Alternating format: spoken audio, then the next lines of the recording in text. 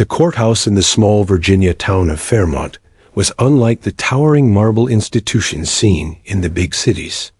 It was a squat brick building, weathered by decades of summer storms and winter frost, but on this day, it felt as though the whole town's weight pressed against its walls. The parking lot outside was overflowing. Cars squeezed into every available space, and latecomers had resorted to leaving their vehicles along the curb. The news vans had arrived before dawn, long metal antennas jutting into the sky like watchtowers, their reporters eager to capture every second of what was about to unfold. Inside, the atmosphere was different. There was no light-hearted chatter here, only the low murmur of voices and the shuffling of feet as people found their places on the wooden benches. The air smelled faintly of old varnish, legal paper, and the faint hint of coffee someone had carried in earlier. The fluorescent lights overhead cast a pale, even glow, but the real brightness came from the tension that hummed through the room. The case had already captured statewide attention, not because it involved the human defendant, but because it centered on a police canine. Rex, a 7-year-old German shepherd with a sterling record in the force. He had tracked missing children, intercepted armed suspects, and earned commendations for bravery. Yet now he sat accused of attacking a civilian during a nighttime arrest. The charges were serious. If the court ruled against him, he could be deemed unfit for service, possibly even euthanized. It was a fate no one wanted to speak aloud, but everyone knew it hovered like a shadow over the proceedings. On the defense side of the courtroom sat Officer Mark Daniels, Rex's handler, dressed in his dark blue uniform. The lines on his face looked deeper than usual, his jaw locked in a way that made it clear he had barely slept. His right hand rested loosely on his thigh, close enough to Rex's broad head that he could reach down and offer comfort if needed. But Rex didn't seem to need comforting.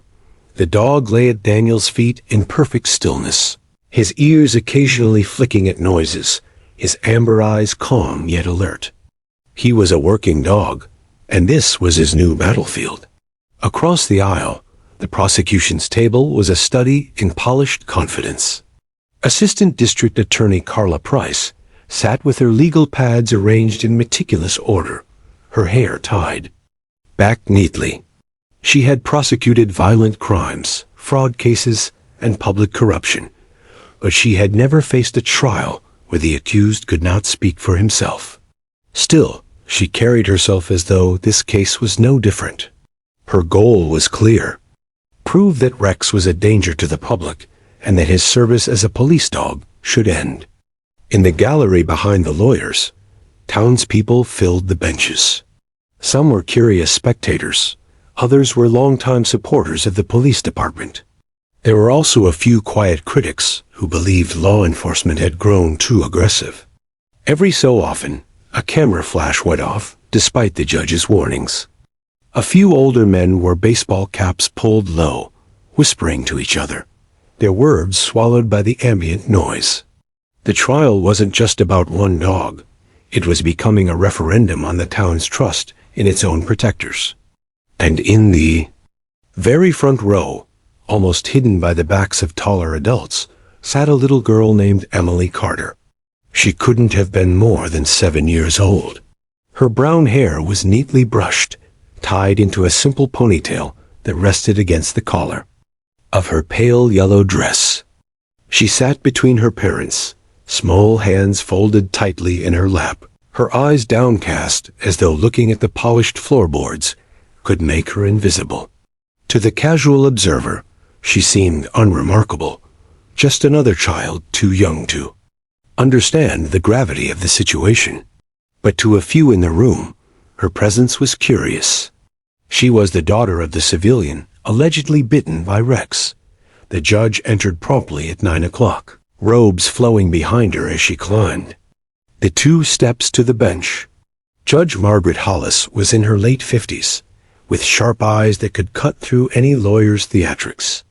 She had presided over enough cases to know when something was more than it appeared, and she carried herself with a kind of no-nonsense authority that silenced the room before her gavel even struck. "Court is now in session," she announced, her voice carrying effortlessly across the chamber. The sound was followed by the crack of the gavel, a sound that seemed to push all lingering whispers into silence. The prosecution began with their opening statement. ADA Price stood, smoothing her suit jacket before speaking with the precision of someone who had rehearsed every word.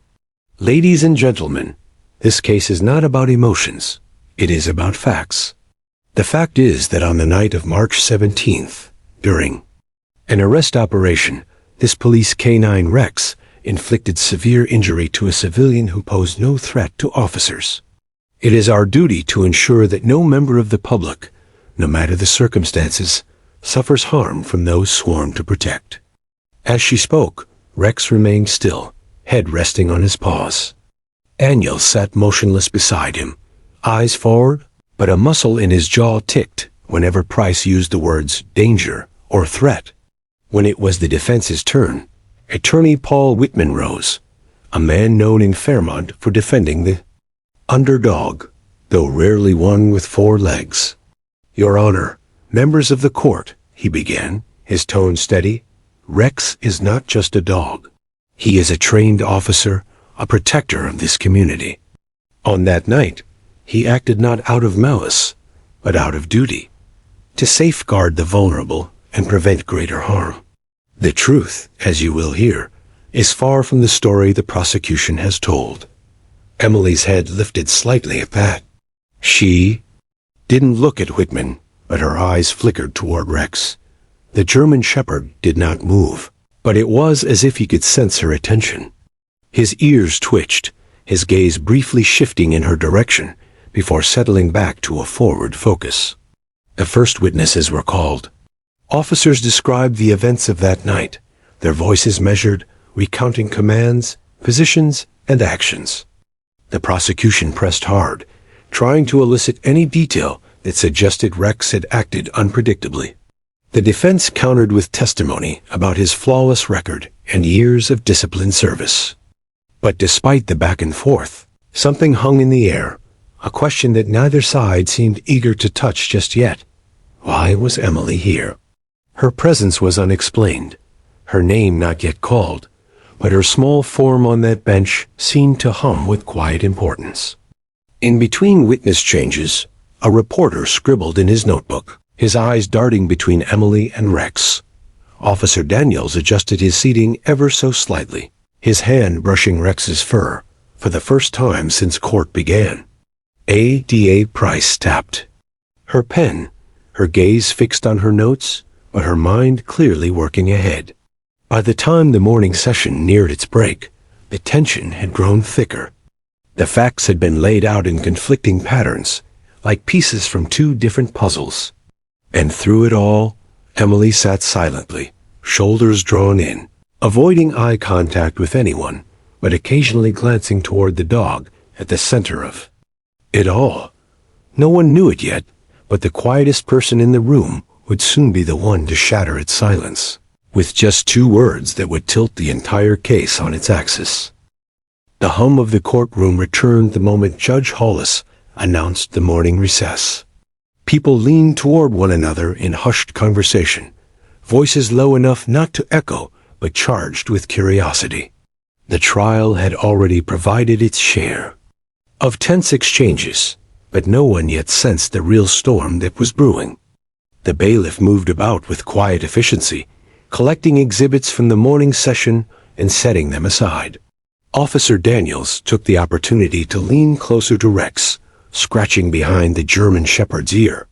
Rex's tail thumped gently against the floor, the first visible sign of relaxation since they had entered the building. Attorney Paul Whitman, the defense counsel, had spent the short break standing near the window, watching the pale winter sunlight cut through streaks of frost on the glass. His mind wasn't on the weather. He was weighing a gamble.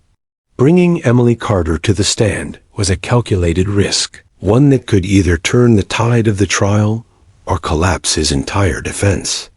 Whitman knew the courtroom wasn't ready for it. He also knew Emily's parents weren't entirely comfortable with the idea. But after the morning's testimony, he could see the jury's uncertainty growing. The case was balancing on the thin edge between doubt and conviction.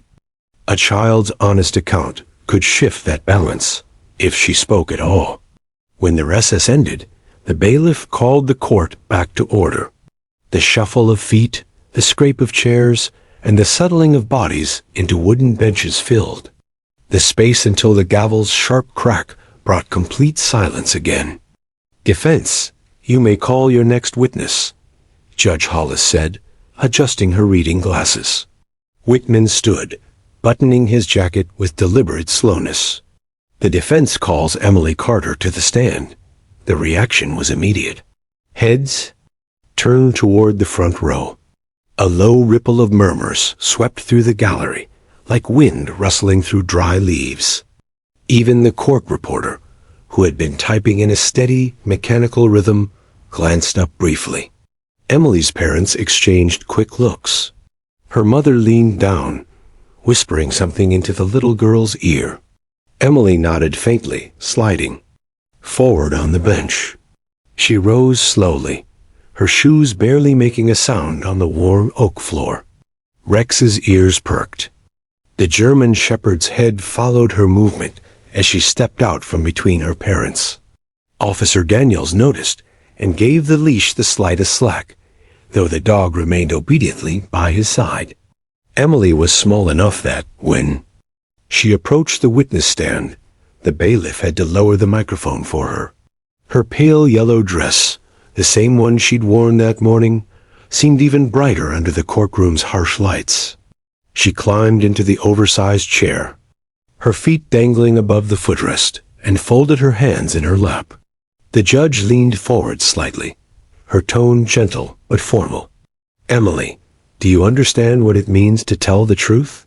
Emily gave a tiny nod. "And will you promise to tell the truth today?" Another nod. The court clerk administered the oath, her voice softening for the child's benefit. Emily mumbled her assent, almost too quietly for the microphone to pick up. Whitman stepped forward, crouching slightly so he was closer to her eye level. "Emily," he began, in a voice that carried no hint of the adversarial edge he had used with earlier witnesses, "can you tell us where you were on the night of March 17th? Emily hesitated. Her eyes darted toward the prosecution table, then toward her father seated behind them. She swallowed and looked down at her folded hands. The silence stretched long enough for a shift in the air to be felt, not just by the lawyers, but by the spectators. The prosecution attorney, Ada Carla Price, leaned back in her chair, an almost imperceptible smirk tugging at her lips.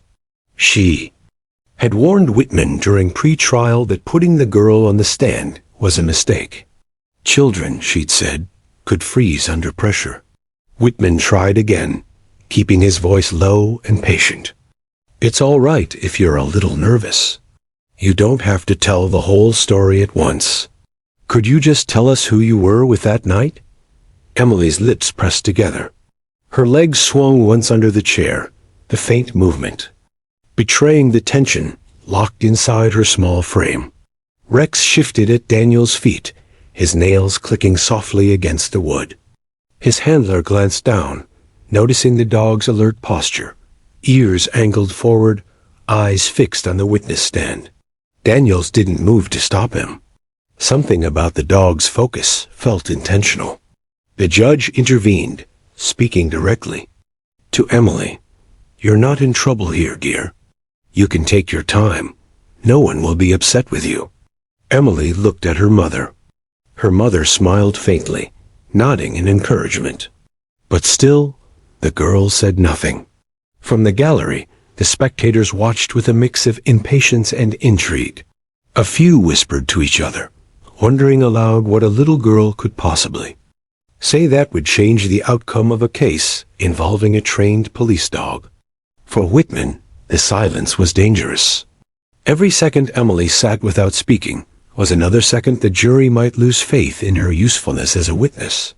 He felt the weight of Ada Price's gaze on him, knowing she was silently willing the child to fail. Whitman decided to pivot. "Emily, have you met Rex before?" he asked. The girl's head lifted just slightly, her eyes shifting toward the large German shepherd. Rex was already watching her, his head tilted almost imperceptibly. She gave a small nod. Was that night the first time? Another nod. Whitman paused, sensing the tiniest crack in her wall of silence. "Do you remember what happened when you saw him?" Emily's lips parted as though she might speak, but she closed them again, lowering her gaze. The defense attorney straightened, glancing at the judge. "Your Honor, I believe it may help the witness if Rex is allowed to approach the stand." The prosecution objected immediately. "Your Honor, this is highly irregular," but Judge Hollis raised a hand. Overruled. "If it helps the witness provide truthful testimony, I see no harm in allowing the canine near her." Daniels rose, giving the leash a gentle tug. Rex rose with a fluid grace, every muscle moving with controlled precision.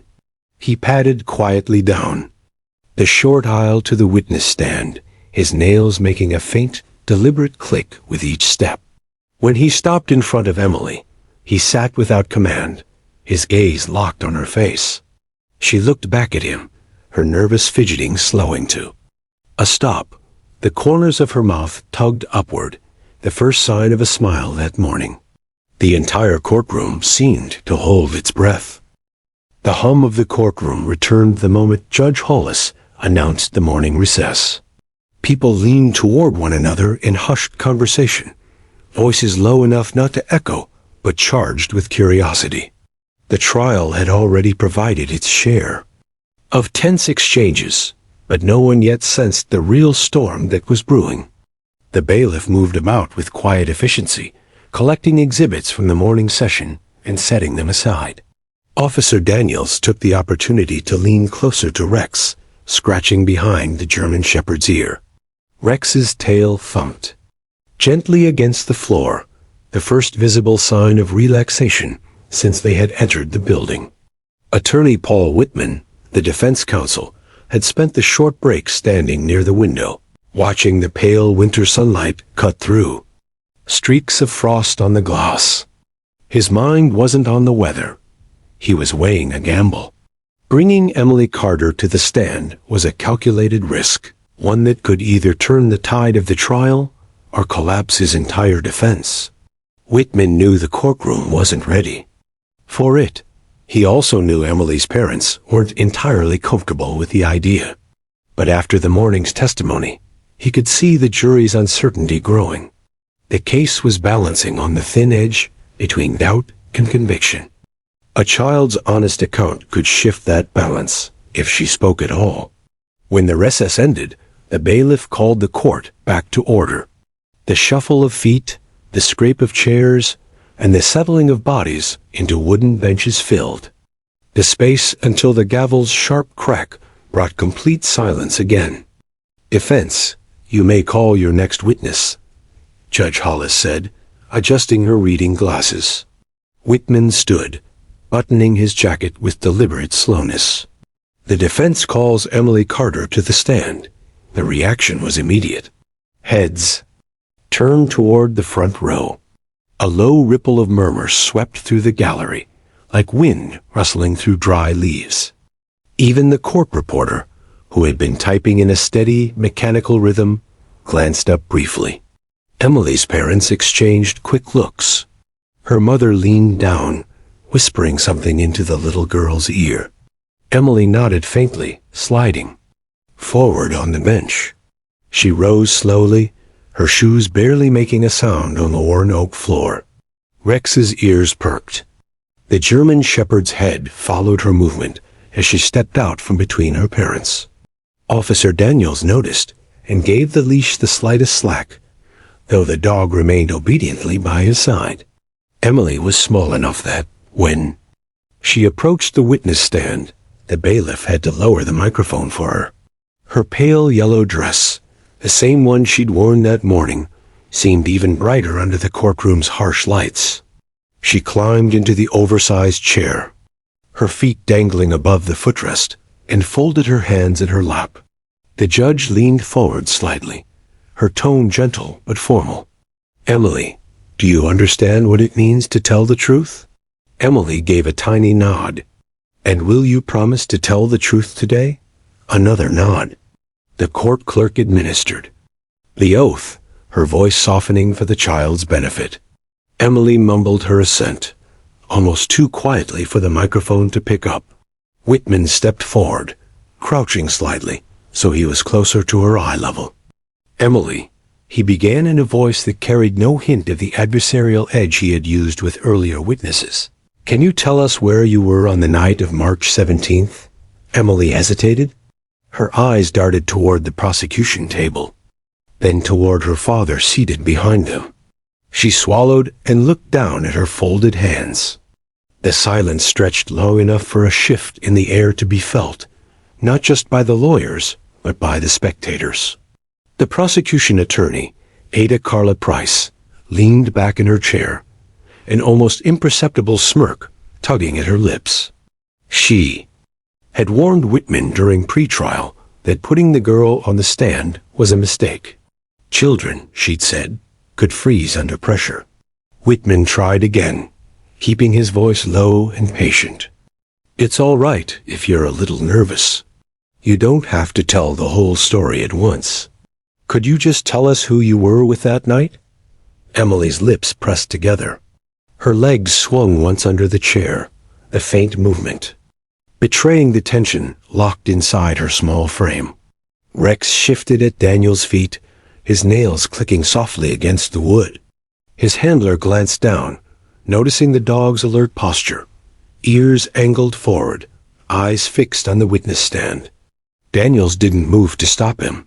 Something about the dog's focus felt intentional. The judge intervened, speaking directly. "To Emily, you're not in trouble here, dear. You can take your time. No one will be upset with you." Emily looked at her mother. Her mother smiled faintly, nodding in encouragement. But still, the girl said nothing. From the gallery, the spectators watched with a mix of impatience and intrigue. A few whispered to each other, wondering aloud what a little girl could possibly say that would change the outcome of a case involving a trained police dog. For Whitman, the silence was dangerous. Every second Emily sat without speaking was another second the jury might lose faith in her usefulness as a witness. He felt the weight of Ada Price's gaze on him, knowing she was silently willing the child to fail. Whitman decided to pivot. "Emily, have you met Rex before?" he asked. The girl's head lifted just slightly, her eyes shifting toward the large German shepherd. Rex was already watching her, his head tilted almost imperceptibly. She gave a small nod. Was that night the first time? Another nod. Whitman paused, sensing the tiniest crack in her wall of silence. "Do you remember what happened when you saw him?" Emily's lips parted as though she might speak, but she closed them again, lowering her gaze. The defense attorney straightened, glancing at the judge. "Your Honor, I believe it may help the witness if Rex is allowed to approach the stand." The prosecution objected immediately. "Your Honor, this is highly irregular." But Judge Hollis raised a hand. "Overruled. If it helps the witness provide truthful testimony, I see no harm in allowing the canine near her." Daniels rose, giving the leash a gentle tug. Rex rose with a fluid grace, every muscle moving with controlled precision. He padded quietly down the short aisle to the witness stand, his nails making a faint, deliberate click with each step. When he stopped in front of Emily, he sat without command, his gaze locked on her face. She looked back at him, her nervous fidgeting slowing to a stop. The corners of her mouth tugged upward, the first sign of a smile that morning. The entire courtroom seemed to hold its breath. The short recess did little to loosen the knot of tension in the courtroom. People stood, stretched their legs, and murmured to each other in low tones, but the same hushed anticipation lingered. It was as if everyone knew that something was about to break. They just didn't know when or how. Emily sat between her parents again, clutching the hem of her yellow dress with both hands. Her mother bent close, whispering something soft, while her father stared straight ahead, jaw set tight. Across the room, Officer Daniels crouched beside Rex, speaking to him in a quiet tone no one else could hear. The German shepherd's tail moved once in a slow, deliberate wag before coming to rest again. When the gavel sounded to reconvene the court, the murmurs ceased. People shuffled back into their seats. The bailiff called the court to order. Judge Hollis glanced over the rim of her glasses at the defense. "Mr. Whitman, you may continue with your witness." Paul Whitman rose, his posture straight, but his eyes warm as they settled on Emily. "Your Honor, before I continue my questions, I'd like to request that Officer Daniels and Rex be allowed closer to the witness stand during testimony." The prosecution was on her feet immediately. "Objection. This is inappropriate. It risks influencing the witness in a way that could compromise her." "Overruled," Judge Hollis said firmly, cutting her off. "The court has already seen the canine remain calm and controlled in this setting.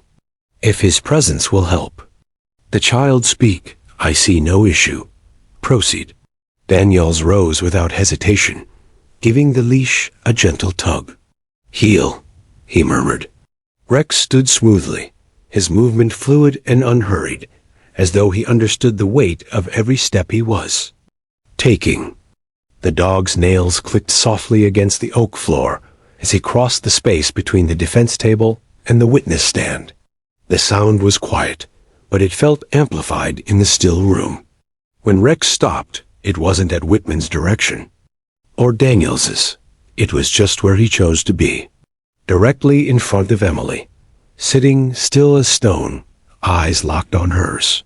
The little girl's body went rigid at first, not from fear, but from the suddenness of their closeness. Her breath caught. She leaned forward slightly in her seat, her feet swinging once over the footrest, and stared back into the dog's amber eyes. "Emily," Whitman said softly, "is it easier to talk with Rex here?" She nodded, almost imperceptibly. "Good," Whitman said. "Then just talk to me. Pretend no one else is here." From his seat, Daniels watched the exchange with quiet intensity. He had worked with Rex for years, through high-pressure raids, missing person searches, and tense standoffs. He'd seen the dog focus on suspects, on scent trails, on the task at hand, but the way Rex was watching Emily now was different. It wasn't the sharp, alert stare of a working dog on duty. It was patient, steady, almost protective. The gallery seemed to lean in collectively. Even Ada Carla Price had stilled, her pen no longer tapping against her legal pad. Emily's fingers loosened their grip on her dress. She slid one hand forward, resting it on the arm of the witness chair, closer to Rex's head. Her eyes stayed on him as though she were looking for permission. The dog's tail gave a slow sweep across the floor. It was enough. Emily inched forward until her hand hovered just above his fur. She didn't touch him yet, but the space between them closed enough for the warm scent of the dog, faint leather from his collar, a hint of clean earth from his morning walk, to reach her. Whitman kept his voice low and careful. "Do you remember what happened when you first saw Rex that night?" Emily's lips parted slightly, but instead of answering, she looked deeper into the dog's eyes. It was as if she was searching there for something, courage, safety, or a memory she hadn't been ready to revisit. Rex stayed perfectly still. His ears didn't flick, his gaze didn't shift. Only his chest rose and fell in the slow rhythm of calm breathing. "Officer." Daniels recognized the posture. Rex was giving her control, letting her decide when and how the moment would move forward. From the back of the courtroom, someone sniffled quietly. A reporter lowered his camera for the first time since the testimony began. Emily's breathing steadied. Her small hand finally descended the last inch and made contact with Rex's fur. The warmth of his body, the softness beneath her fingers, seemed to anchor her. The connection was so palpable that Whitman didn't speak for several moments. He knew better than to rush what was happening. When he finally did, his question was simple. "Emily, did Rex hurt you?" Her head shook slowly. "Did he scare you?" Another shake. "Then what did he do?" Emily's eyes stayed on Rex. She didn't answer right away. The courtroom was so quiet that the distant ticking of the wall clock became audible. Rex's tail moved again, once, twice, a deliberate signal of calm reassurance. And then, for the first time since she had taken the stand, the corners of Emily's mouth lifted into the faintest smile. It was small, fragile, but it was real. Whitman knew this was the moment he had been waiting for. "Emily," he said gently, "you don't have to tell us everything right now. But can you? Tell us just one thing. How you felt when Rex was with you that night." Her fingers tightened gently in his fur. She drew in a slow breath. The silence was so taut, it felt like it might snap at any second. Her lips moved, but no sound came. Not yet. And just then, Danielle saw it. That shift in her eyes, the one that said the wall inside her was starting to crumble. Whatever she said next would decide more than just the outcome of a trial. It would decide whether Rex walked out of the courthouse a hero, or not at all. The air in the courtroom felt dense, as though every molecule had decided to stand still and listen. Judge Hollis hadn't moved in over a minute. The jurors sat frozen, their pens poised mid-note. Even the bailiff, usually expressionless, had his brow faintly furrowed. All eyes were on Emily. Her small hand was still resting in Rex's fur, the contrast between her pale fingers and his thick sable coat like a living photograph. She didn't seem to notice the weight of the moment, pressing in from every direction. Or perhaps she did, and simply chose to meet it head-on. Paul Whitman could feel the knot in his stomach twist tighter. He knew children didn't operate on adult timelines. They couldn't be pushed. If they were, they clammed up. But he also knew they had the power to drop a single sentence that could change the course of everything. "Emily," he said softly, "you're safe here. Rex is safe too. No one can hurt you now." Her gaze flickered for a fraction of a second toward him, then slid back to the dog. Rex's head tilted just slightly, his ears angling forward in quiet attention. Whitman stepped closer to the witness stand, lowering his voice even further, as if he were speaking a secret just between them. "What you say next, it's up to you. You don't have to explain the whole thing. You just have to tell us what's in your heart." Emily's lips moved again, but still no sound came.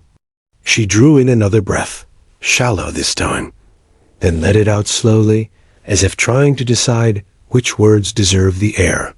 From her table, Ada Carla Price leaned forward, her eyes narrowing in calculation. She wasn't sure if she was about to hear something damning, or something that would blow a hole in her case. Either way, she was bracing herself. Officer Daniels crouched a little lower beside Rex, his hand resting lightly on the dog's shoulder. He didn't say a word, but his posture mirrored his partner's calm focus. If Emily's hesitation was the storm, Rex was the lighthouse. The first sound Emily made was not a word, but a tiny, breathy hum, a tone of uncertainty, almost like she was testing her voice for the first time in hours. It was enough to send a faint ripple through the room. "Take your time, Whitman." Encouraged, Emily swallowed, her throat bobbing. She opened her mouth again, and this time the sound that came out had shape. 2 words, barely above a whisper. They weren't clear enough for anyone beyond the first row to catch, but Whitman heard them. So did Daniels. And Rex's ears twitched in recognition. Whitman didn't react right away. He let the moment hang, because part of him wanted those two words to grow in volume on their own, to gain the strength they deserved. "Emily," he said softly, "could you say that again, so everyone can hear?" She hesitated, her eyes darting toward the jury. 12 strangers, all staring back. The bravery she'd been building began to tremble. Rex moved first.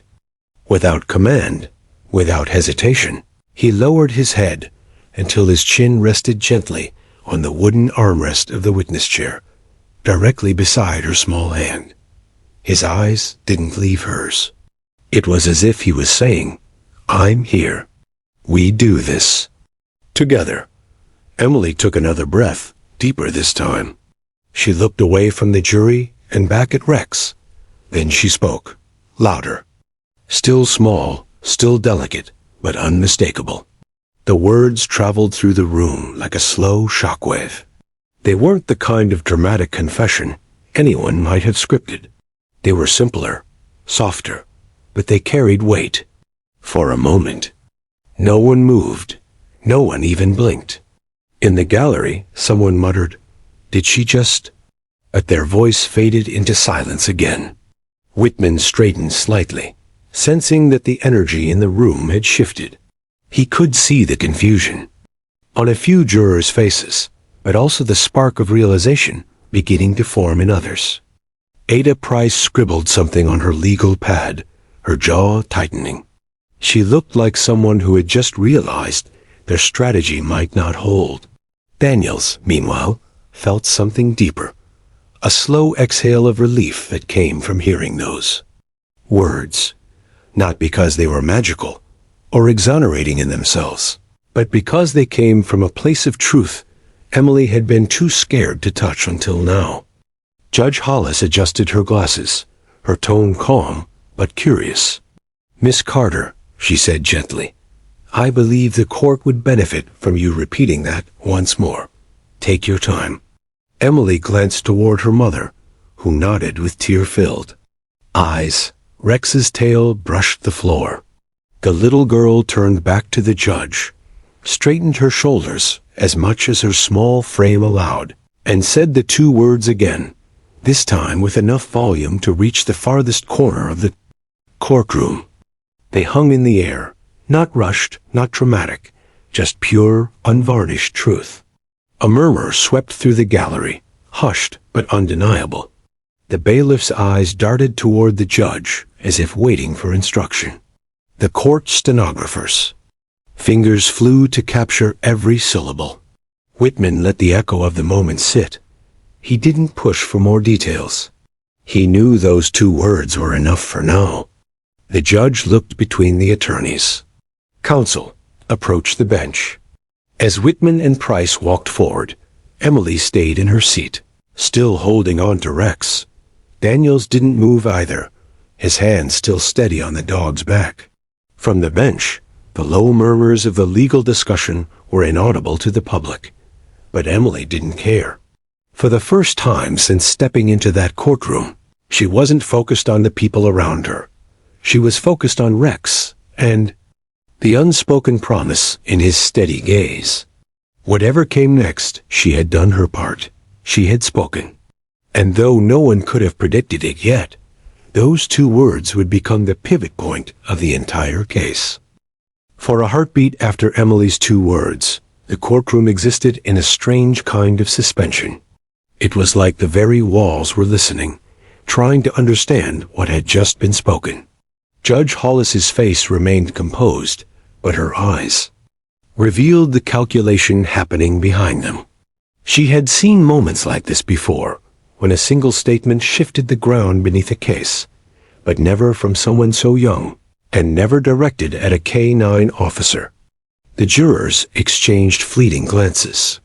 Some leaned back, their brows furrowed, as if trying to fit the words into the puzzle of everything they'd heard so far. Others leaned forward, captivated, waiting for more. In the gallery, a low murmur started again. It was the sound of people trying to process, to connect the dots, to decide whether what they'd just heard was profound or perplexing. The bailiff stepped forward, his voice firm. "Order in the court." The murmuring ceased, but the energy didn't. It just grew quieter, tighter.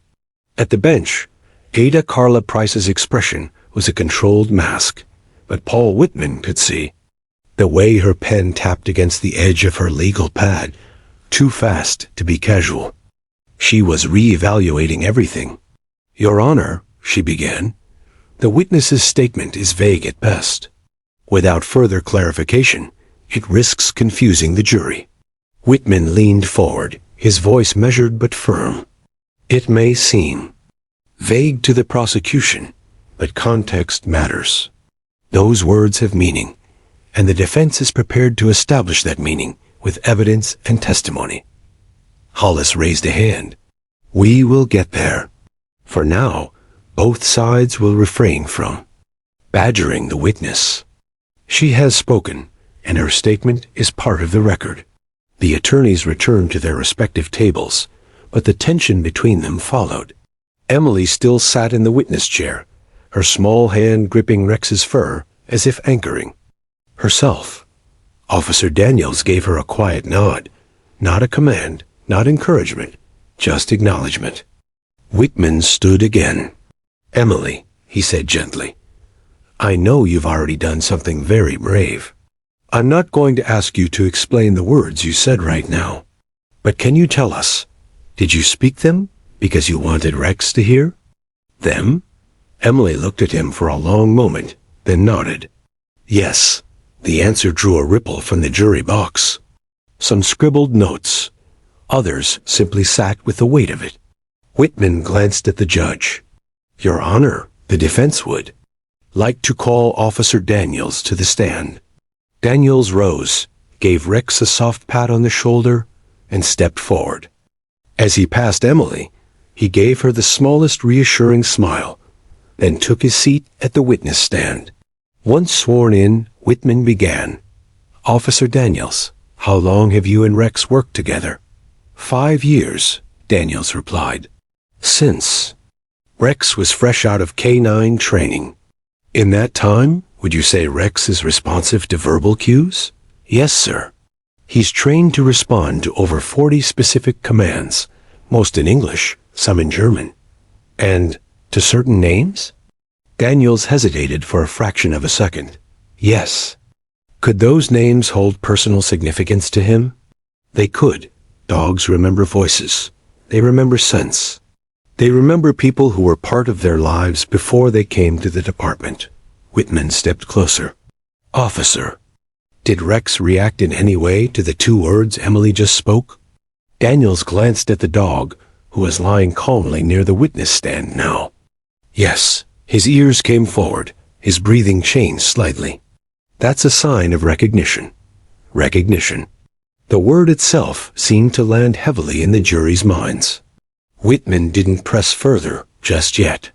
He turned toward the jury, letting the implications sit before moving on.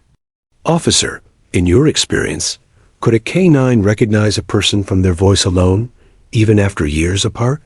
"Yes," Daniels said without hesitation. "It happens." Price stood abruptly. "Objection. Speculation." Sustained. Judge Hollis said, "Mr. Whitman, stick to what the witness has directly observed." Whitman nodded. "Of course." "Officer Daniels, in your professional opinion, did Rex's reaction suggest he recognized the words Emily spoke?" "Yes," Daniels said firmly. "It did." Price scribbled something down, her lips pressing into a thin line. Whitman returned to his table, allowing Daniels to step down.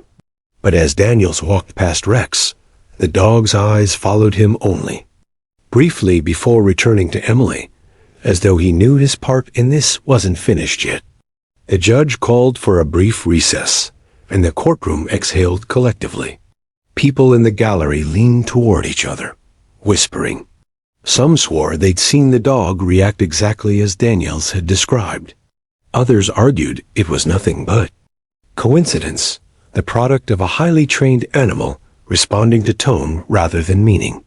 Emily's mother knelt beside her, brushing a stray hair from her daughter's face. "You did so good, baby." she whispered. Emily managed to faint, smiled but said nothing. Whitman leaned over his table, speaking quietly with his investigator, a woman named Harper Lee, no relation to the author, as she often joked. Harper's eyes gleamed with the spark of someone who had just connected a missing thread. "If those two words are what I think they are," she murmured, "this case is about to flip." Whitman didn't answer, but the corner of his mouth twitched. He knew Harper was right. The problem wasn't the words themselves, it was proving their significance in a way the jury couldn't ignore. When court resumed, Judge Hollis addressed the room. The witness's statement and subsequent testimony regarding the canine's reaction are now part of the official record. The jury will weigh their relevance during deliberations. We will proceed. The rest of the afternoon unfolded in a blur of procedural testimony, officers recounting timelines, experts weighing in on training protocols, but the atmosphere had changed. Everyone was just waiting for the next time those two words would come up. And they would. Because what no one in that courtroom realized, not the jurors, not the prosecution, and perhaps not even Emily herself, was that those words were more than a moment of recognition. They were the key to unlocking the truth of what had happened the night everything went wrong. A truth Rex, in his own silent way, had been carrying all along. The next morning, the courtroom was packed tighter than it had been all week. The news of Emily's mysterious statement and Rex's reaction had spread beyond the courthouse walls. By the time court convened, reporters were lined up outside, microphones ready, hoping to catch even a whisper of what the words meant. Inside, the jurors filed in with subtle anticipation. Judge Hollis took her seat, scanning the room with a measured gaze. The air felt charged, as though everyone knew something big was coming, even if they didn't know what it was. Whitman rose almost immediately. "Your Honor, the defense is prepared to introduce evidence establishing the significance of the words spoken by our young witness yesterday." Price stood. "And the prosecution is prepared to challenge the relevance of this so-called evidence." Hollis's lips pressed into a thin line. "Very well. Proceed, Mr. Whitman." Whitman called his next witness, Harper Lee, his investigator. She walked to the stand with a calm confidence, her dark hair pulled back neatly, a folder tucked under her arm. After being sworn in, Harper placed the folder on the witness stand. "Ms. Lee," Whitman began, "yesterday you observed Emily speak two words to the canine officer Rex. Did you recognize those words?" "I did," Harper said. "They were a name, 2 syllables, spoken softly but clearly." "Please, tell the court what that name was." Harper looked directly at the jury. The words were Buddy Boy. A ripple went through the room. It wasn't the kind of name that sounded like an official K-9 command. It was personal, almost affectionate. Whitman paced slowly. "And what is the significance of that name?" Harper opened the folder and slid a photograph onto the evidence display. The image showed a younger version of Rex, his fur slightly darker, standing beside a boy of about 10 years old. The boy was grinning, one arm thrown around the dog's neck. "This photograph," Harper continued, "was taken 3 years ago. At the time, Rex wasn't known as Rex. His name was Buddy Boy, and he belonged to a family in the neighboring county. That family was the Harrisons." The jury leaned in. Even Price was frowning now, pen hovering above her legal pad. Whitman nodded toward Harper. "Tell us about the Harrisons." "They lived on a small farm," Harper said. Rex, or Buddy Boy, was the constant companion of their son, Tommy Harrison. According to neighbors, the two were inseparable. That changed when the Harrisons' house caught fire one night. Tommy didn't make it out. Several jurors shifted uncomfortably. Harper continued, her voice steady. Buddy Boy was found outside the home, injured but alive. With no surviving family able to care for him, he was turned over to the local animal shelter. From there, he was transferred to the police K-9 training program and renamed Rex. Whitman let the weight of the backstory settle before asking, "Ms. Lee, is there any evidence linking Emily to the Harrison family?" "Yes," Harper said, producing another document. "Emily's mother, Mrs. Carter, is Tommy Harrison's aunt. After Tommy's death, she moved away from the farm and started over in a different town. Emily was born afterward, but she grew up hearing stories about Tommy and his dog, Buddy Boy. She even saw old photographs of them together." The gallery stirred. Price was on her feet. "Your Honor, this is a tragic story, but it's irrelevant to the charges in this case." Whitman turned to the judge. "Your Honor, it's more than relevant. The defense contends that Emily's recognition of Rex by his old name is proof that this K-9 has a direct connection to the victim's family. This connection changes the interpretation of events the night in question." Judge Hollis considered this for a moment and motioned for Whitman to continue. "Ms. Lee," Whitman said, "can you tell us what happened yesterday when Emily spoke the name Buddy Boy?" "Yes," Harper replied. Rex reacted immediately, ears forward, eyes fixed on her. His body language indicated recognition. In my experience, and according to Officer Daniel's testimony, this was not a standard response to an unfamiliar voice. This was personal. Price stood again. "Objection. The witness is not a certified animal behavior expert." Sustained. Hollis said, "Mr. Whitman, please limit the witness to factual observations." Whitman nodded. "Understood. Ms. Lee, sticking to what you saw, did Rex respond differently to Emily than to anyone else in this courtroom?" "Yes," Harper said. Simply, Whitman allowed her to step down, but the effect of her testimony lingered. Next, Whitman called Emily back to the stand. She looked a little more confident today, though her small fingers still twisted in her lap. "Emily," Whitman began gently, "you told Rex Buddy Boy yesterday. How did you know to say that?" "Mommy told me," Emily said softly. "She said my cousin Tommy used to have a dog named Buddy Boy, and that he was the best dog ever. She showed me pictures. I saw one and thought it looked like Rex, so I wanted to see if he knew his old name." "And why did you say it in court?" Emily glanced at Rex, who was watching her with those steady, intelligent eyes. "Because I thought maybe he remembered. And if he remembered, maybe he could help." Help. The word landed differently than anyone expected. Whitman paused, letting the jury sit with that before speaking again. "Emily, when you said it, what did Rex do?" "He looked at me," Emily said, "like he knew me. Like he was happy." Whitman smiled faintly. "Thank you, Emily. No further questions." Price didn't cross-examine. The risk of seeming aggressive toward a child was too great. When Emily stepped down, the courtroom seemed to collectively exhale again. But the air was still thick with the implications. Because now, the pieces were starting to fit. If Rex Buddy Boy had belonged to the victim's family, it wasn't just a coincidence. It meant that the night in question, when the prosecution claimed Rex had reacted to the defendant aggressively because of guilt or danger, might be completely wrong. Rex's reaction could have been triggered by familiarity, by the scent of someone he had once known and trusted. And if that person wasn't the defendant, then the case was about to turn on its head. Whitman knew it. Price knew it. And, judging by the looks on their faces, the jury was starting to suspect it too. The truth wasn't fully in the open yet, but the thread had been pulled, and there was no stopping it now.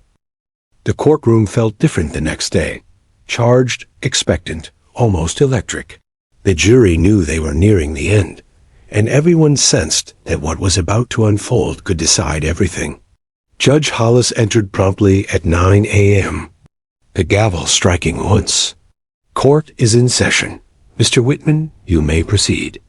Whitman stood, buttoning his jacket slowly, as though every movement was deliberate.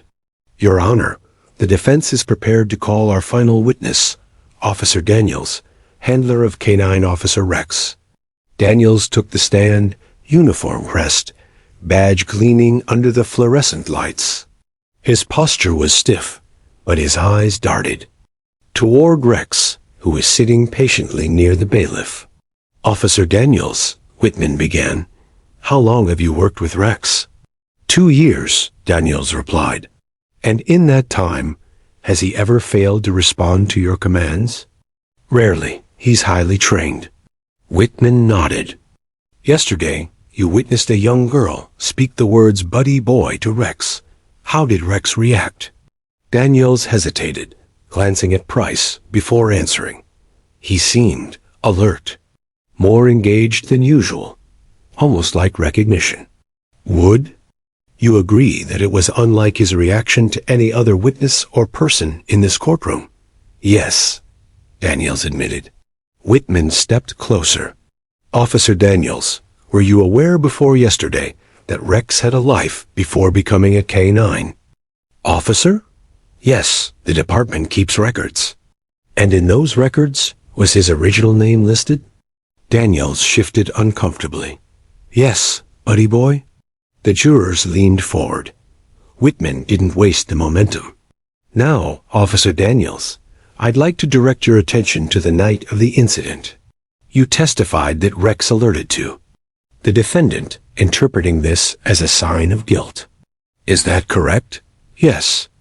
But if Rex knew the defendant from before, if he associated them with his past life, could that explain his behavior that night? Price was up instantly. Objection. Calls for speculation. Hollis considered for a beat, then sighed. Sustained. Rephrase, Mr. Whitman. Whitman adjusted his approach. Officer Daniels, based on your training and experience, is it possible for a dog to react strongly to a person from their past, even years later? Daniels hesitated, then nodded. Yes, dogs have strong scent memory. They can remember people for many years. And if the defendant had interacted with Rex before he was trained as a K-9, say, when he was still buddy boy, could that explain the reaction? It's possible, Daniels admitted quietly. A murmur rippled through the gallery. Whitman let it linger before stepping back. No further questions. Price stood for cross-examination, but it was brief. A few pointed questions about procedure and training, nothing that undid the implication that had just landed. When Daniels stepped down, Whitman didn't waste a second. Your Honor, the defense calls Mrs. Carter to the stand. Emily's mother approached, her hands clasped tightly together.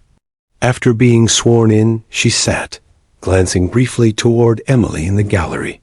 Mrs. Carter, Whitman began, can you tell the court about your connection to the Harrison family? She swallowed hard. Tommy Harrison was my nephew, my sister's boy. And Buddy Boy? She smiled sadly. He was Tommy's dog. They were inseparable. After the fire, Buddy Boy was the only thing that made it out. But my sister, she couldn't keep him. She said it hurt too much. Whitman's voice softened. Did you ever see Buddy Boy again after that? No, she said, shaking her head. Until now. Until Emily pointed him out. And before this trial, had you told Emily that Rex and Buddy Boy might be the same dog? No, I didn't think it was possible. Whitman leaned in slightly. Mrs. Carter, the night of the incident, you and Emily were walking home. When you saw something unusual, can you tell the court what you saw? Her eyes flicked toward the prosecution table. I saw a man. He was running from the alley near the victim's home. I didn't get a clear look at his face, but I saw his clothes. A dark hoodie, faded jeans. He dropped something shiny when he ran past us. What did you do? I picked it up. It was a keychain. It had a tag on it that said, Buddy Boy. The courtroom erupted. Price shot to her feet. Objection! This is the first time we're hearing about this alleged evidence. Whitman's voice was calm, but edged with steel. Your Honor, the defense only learned of this keychain yesterday after speaking to Mrs. Carter about Emily's words. We will produce it now.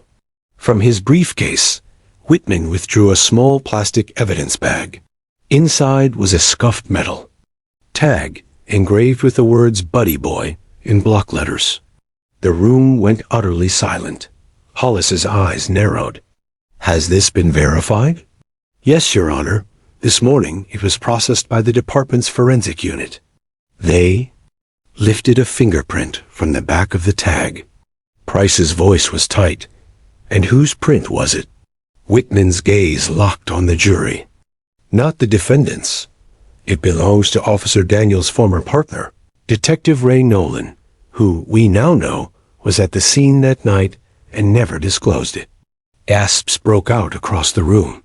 Daniels' head snapped toward the back of the courtroom, where a man in plain clothes sat rigidly. Nolan's face had gone pale. Price stammered, Your Honor, this is... But Hollis cut her off. We will recess for 30 minutes while I review this new evidence. The gavel struck, but the room didn't calm. Whispers filled the air. Reporters scribbled furiously, and Nolan's chair scraped the floor as two uniformed officers quietly moved in behind him. Emily clutched her mother's hand, her eyes wide. Mommy, did Rex help? Mrs. Carter's voice trembled. Yes, baby. He helped more than anyone. When court resumed, Hollis's tone was icy. Given the defense's evidence and the prosecution's inability to refute the link between Detective Nolan and the scene of the crime, I have no choice but to dismiss all charges against the defendant. Furthermore, Detective Nolan is hereby remanded into custody pending formal charges. Whitman exhaled, a small, hard-won smile touching his lips.